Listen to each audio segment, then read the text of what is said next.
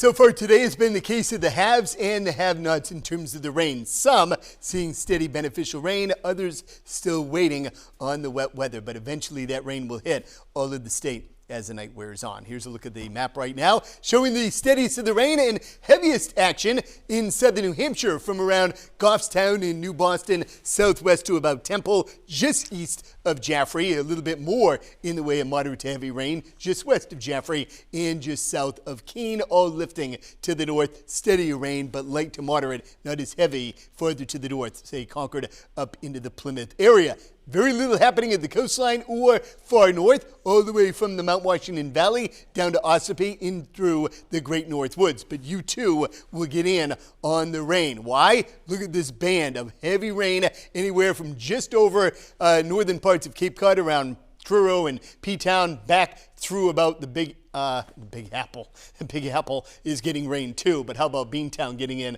on this band of rain? It's all going to lift up towards the coast in the next 2, 3, 4 hours, and then another band of heavier rain fills in later on tonight, along with gusty winds that are really going to crank up out of the east-northeast. Possibly over 30 or 40 miles per hour. There is a wintry side to the storm as well. Quite a bit of snow flying in the higher terrain across parts of New York and Pennsylvania.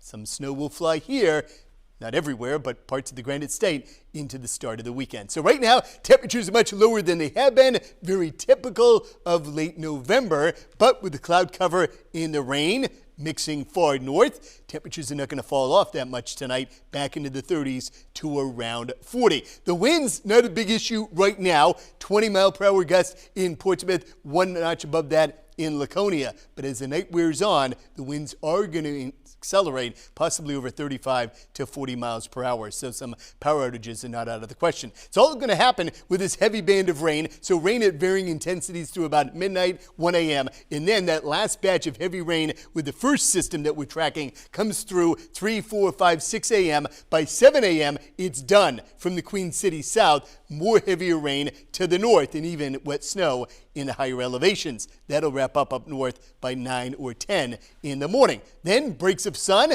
not out of the question. The winds go lighter, and then towards evening, around this time tomorrow night, another batch of rain fills in from the ocean and just cold enough for snow, not only up north, but also in parts of western New Hampshire in the higher elevations, and that will tend to linger during part of Saturday as the winds start to crank up again.